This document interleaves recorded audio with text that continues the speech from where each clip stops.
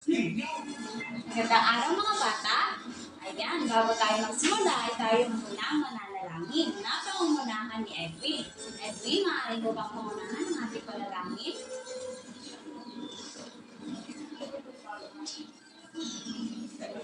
Amen. Ayan, mga bata, gusto niyo ba na isang pampasiglang gawain? Ang ating pamasiklang gawain ngayong araw ay ang The Wheels on the Bus. At habang tayo kumakanta at sumasayaw, ay ating ilalagay ang ating mga larawan sa The Wheels on the Bus para malaman ni teacher kung sino ang mga absent, ang mga bata hindi sumakay sa bus ay mga hindi pumasok sa klase. Maliwanag ba yun mga bata?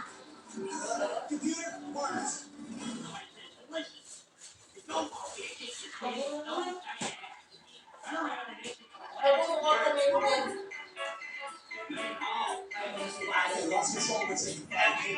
the bus go round and round, round and round, round and round. Wheels on the bus go round and round, all through the town. Go open and shut, open and shut, open and shut. Wheels on the bus go open and shut, all through the town. The bus go swish, swish, swish, swish, swish, swish, swish, swish, swish. The wheels on the bus go swish, swish, swish, all through the town. The bus go blink, blink, blink, blink, blink, blink, blink, blink, blink. The signals on the bus go blink, blink, blink, all through the town. The bus go beep, beep, beep, beep, beep, beep, beep, beep, beep. On the bus go beep, beep, beep, all through the town.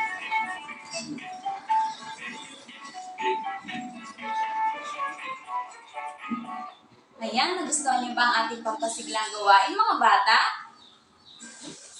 At malalaman ni teacher kung sino ang mga hindi nakasakay sa bus at ang magiging absent ngayong araw. Tingnan nga natin, narito ba si Ken? Itaas ang kanang kamay ha. Dito ba si Ken? Si Louie, si Edwin, si Princess, si Maria, si Joanna, si Princess Joy, Princess Anne, si Nevaeh, si Mianel, si Joanna, at si Jenny Joy. At dahil lahat kayo nandito, palakpakan niyo ang inyong sarili. Ayan, bago tayo magsuko, ay maaaring magpulutin ang makakalat na sa ilalim ng inyong upuan at ayusin ang ating mga upuan, mga bata. Salamat. Bago tayo magsimula, ibasahin muna natin ang mga ating tuntunin na dapat nating tandaan sa ating silid-aralan. Pakibasa nga ng sabay-sabay. Pangalawa, pangatlo, at pang-apat. Ang una ay ang makinig sa guro. Dapat pag magsasalita si teacher sa unahan ay dapat makinig kayo mga bata ha. Pangalawa, itaas ang kanang kamay kapag gusto mong sumagot o may nais sabihin. Ayan, kapag may gusto kayo isagot, ang itataas lamang ay ang kanang kamay. At ang pangatlo ay ang makilahok sa gawain. Kapag may pinapagawa si teacher, ay dapat masayang nakikipaglawak sa ating mga gawain. At ang panghuli ay huwag mag-ingay sa klase. Ayan, dapat huwag makipagdaldalan sa mga katabi o kung may gustong sabihin ay dapat yung teacher na lang magtanong. Naunawaan niyo po ba yun mga bata? Ayan. Bago tayo magsimula sa ating panibagong aralin, ay magbabalik-aral muna tayo tungkol sa ating tinalakay ng nakaraang linggo. Tungkol nga saan ang ating tinalakay ng nakaraang linggo? Bubunot si teacher. Si Snow White. Sino kaya si Snow White? Si Snow White ay si Princess. Princess, ano nga ang ating sinalakay ng nakaraang linggo? Tama, magaling. Ang ating nanlalakay ng nakaraang linggo ay tama, sinalakay natin yung nakaraang linggo ay tungkol sa panitikan. Ano nga ba yung panitikan? Sino kaya si Aurora? Sino kaya si Ariel? Si Princess Joy. Ano nga ang panitikan? Tama, magaling. Dahil alam mo na naunawaan yung ating sinalakay ng nakaraang araw, ay tayo na magsisimula sa ating tatalakayin ngayong araw. Pero bago ang lahat ay merong inahandang gawain sa teacher. Gusto niyo ba yun mga bata? Bago tayo magsimula ay babasahin muna natin ang inahandang mechanics ni teacher.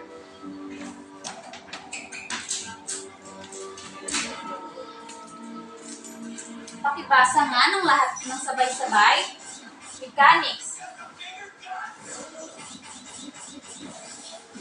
At ang panghuli. Ayan, salamat. Ang una ay merong inihanda si teacher na mga larawan na aking ginupit-gupit at inyong bubuuhin.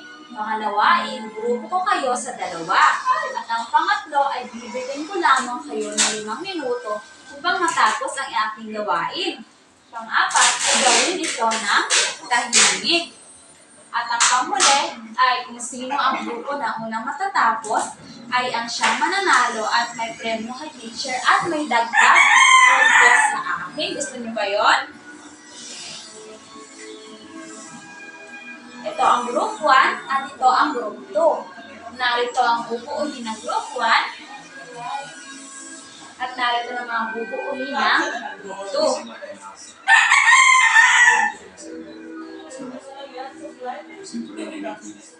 Ayan, tapos na ba ang lahat? Dahil nauna matapos ang group 1 ay sila ang unang magpipresenta sa unahan. Ano ang inyong nabuo, group 1?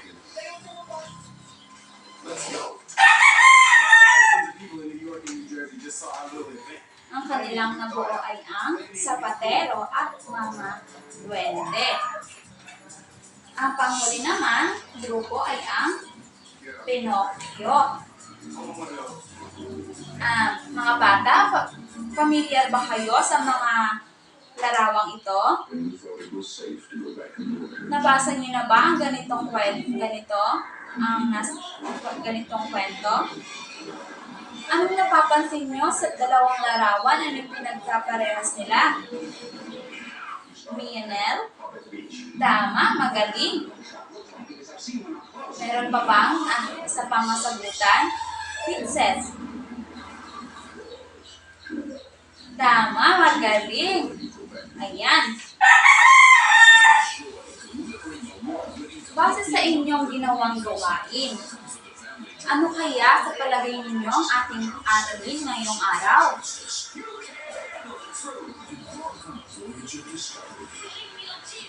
Tama, magaling. Ano pa? Isa pang kasagutan? Edwin? Tama, mahusay. Bigyan natin ng limang bagsak si Mianel at si Edwin. Ayan, ang ating tatalakayin ngayong araw ay tungkol sa sangkap at bahagi ng maikling kwento. And we were pretty sure it was drunk. I can't believe some people think he's fucking rude. Hey, you're rebels. Oh, that's a fair point. Catch the all-new Ghosts. On Kids Now.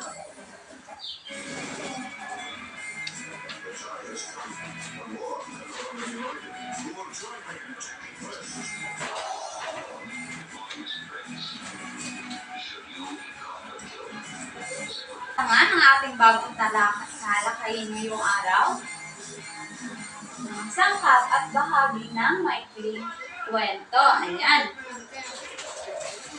At narito ang ating layunin ngayong araw. Pakibasa nga ng ating layunin ng sabay-sabay sa pagtatapos ng aralin.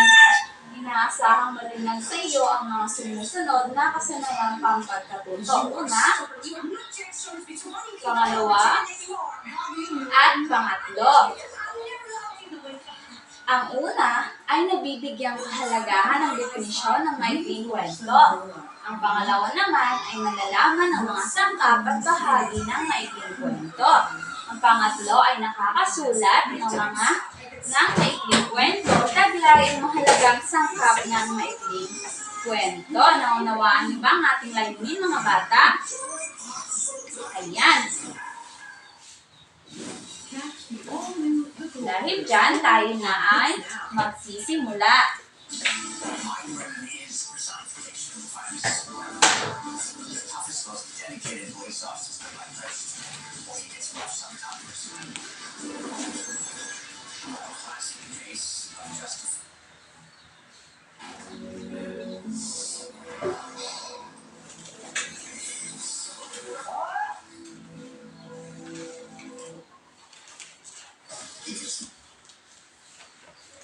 You're done.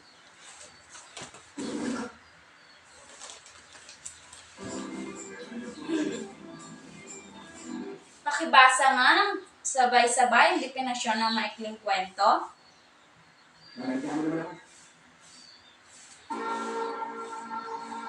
Ayan, ang maikling kwento ay isang masining na anyo ng panitikan na naglalaman ng mahalagang pangyayari na kinabibilangan ng isa o ilang tauhan. At ang maikling kwento rin ay nag-iiwan ng isang aral para sa mga mambabasa. Diba, pag nagbabasa tayo ng maikling kwento, mayroon tayo natutulak na aral mula sa kwentong ating binasa, mga bata, diba? Ayan. Pero bago tayo magsimula sa sangkap ng maikling kwento, ay mayroon si teacher na inihandang halimbawa ng isang maikling kwento at babasahin ito ni teacher. Makikinig kayo, mga bata, ha? Ang aking inihandang maikling kwento ay pinamagatang ang prinsesita at ang buwan. Handa na ba kayo, mga bata? Tayo nang magbabasa. Ang prinsesita at ang buwan. Maraming bata ang nagtataka kapag tumitingin sa buwan. Tila raw kasi may batang babae nakaupo dito. Narito ang istorya ng babae sa buwan. May bitaw rin. Noong unang panahon ay may mag-asawang hari. Noong unang panahon ay may mag-asawang hari at reyna na nakatira sa isang kaharian. May anak sila na isang magandang prinsesita. Si Prinsesita Amira ay bibo at masiglang bata. Ang gusto niya ay maglaro ng maglaro, pero mayroong problema. Ano kaya ang problema ni Prinsesita Amira? Ayan, hindi maaari mabilad sa araw ang balat ni Prinsesita Amira. Ano nga muli ang problema ni Prinsesita Amira? Tama. Nagkakasugat ito at nangangati kapag naiinitan. Nagkakasugat ang balat ni Prinsesita Amira kapag naiinitan.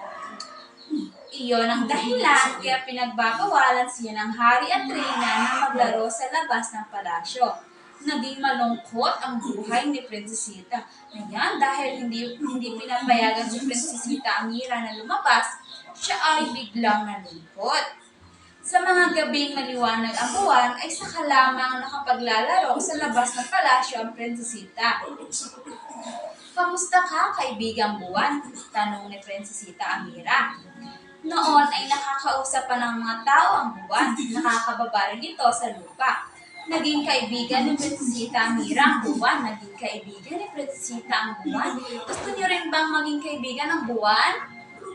Gusto niyo maging kaibigan? Pero dati daw, sabi sa kwentong ito, ang mga buwan ay nakakababa pa ng lupa at nakakausap ng mga tao. Pero ngayon ay hindi na.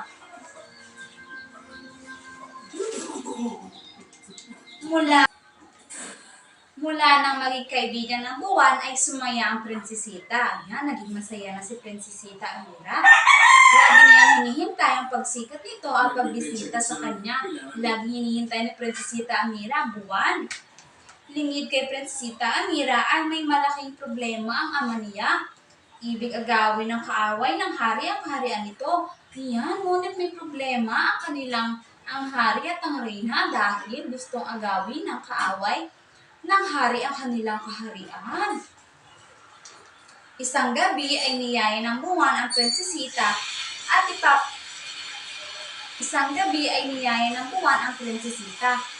Ipapasyal kita, gusto mo ba? Tanong nito. Oo, gusto ko, sagot ni Prinsesita Amira. Malayo na ang dalawa nang simalakay ang mga kaaway ng hari. Nakatakas ang mag-asawa pero sinunog ang palasyo.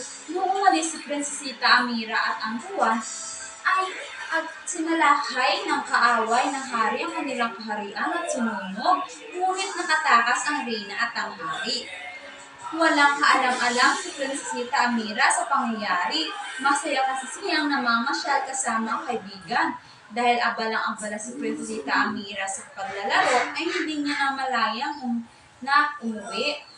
Nagulat ang prinsesita nang bumalik sa palasyo. Paano ako ngayon? Hindi ko alam kung nasaan ang aking ama at ang aking ina, sabi ni Prinsesita Amira habang umiiyak. Huwag ka nang umiyak, ani ng buwan. Hahanapin natin ang hari at ang reyna, pangako ng buwan. Halika, sumama ka sa akin, ani ng buwan. Hinanap nila ang hari at reyna, pero hindi nila nakita. Dahil dito ay isinama ng buwan ang prinsesita kahit saan sila magpunta. Kaya kung titingnan ang buwan, makikita na kasama pa rin niya ang prinsesita hanggang ngayon. Kapag ba tumitingin kayo sa buwan, ay makikita niyo ba na parang may babae sa buwan? Di ba parang meron, no? Ano yung sa palagay niyo? Base sa ating binasang kwento, ano yung aral na ating napulot? Lionel? Aha, isa pa? Novea. Tama. Ang ating aral na napulot natin sa prinsesita at ang buwan ay ang tunay na kaibigan ay hindi mangiiwan sa oras ng kagipitan. Ayan, hindi iniwan ng buwan ng si Prinsesita Amira, di ba mga bata? Ganon ang tunay na magkaibigan, hindi nag-iiwanan sa oras ng pangangailangan o sa oras ng kagipitan. Nagustuhan niyo ba mga bata ang ating kwentong binasa ngayong araw? Ayan, tayo nang magsisimula sa sangkap at bahagi ng maikling kwento. Ang una ay ang tauhan. Maaari bang pakibasa mga bata?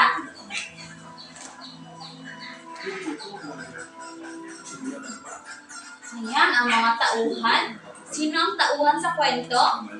Si Prinsesita Amira, ang buwan, ang reyna at ang hari. Iyon ang mga tauhan sa kwento. Ang mga tauhan ay siya ang mga nagbibigay karakter o nagbibigay direksyon o ang mga tauhan ay ang mga karakter sa mga kwento at nagbibigay at nagsisiganap sa kwento. Ang kasunod naman ay ang banghay. Basa nga, mga bata. Ayan, ang banghay ang mga pagkakasunod-sunod ng mga pangyayari sa kwento. Sunod naman ang sangkap ay ang tagpuan, ang lugar kung saan nangyari ang kwento. Saan ang tagpuan sa ating binasa? Ken? Tama, sa palasyo. Sa palasyo ang tagpuan o sa kaharian ang tagpuan dito sa ating binasang kwento. Sumunod, panimula. Ang bahagi kung saan ipinapakilala ang mga tauhan at ihahanda ang mambabasa sa susulong na pangyayari. Ang panimula ay dito pa lamang pinapakilala ang mga tauhan sa kwento, kung sino magiging tauhan sa kwento at kung ano magiging kaganapan na mangyayari sa huli. At ang sunod ay ang suliranin. Ang suliranin ang problema o pagsubok na kinakaharap ng mga tauhan na nagbibigay direksyon at tensyon sa kwento.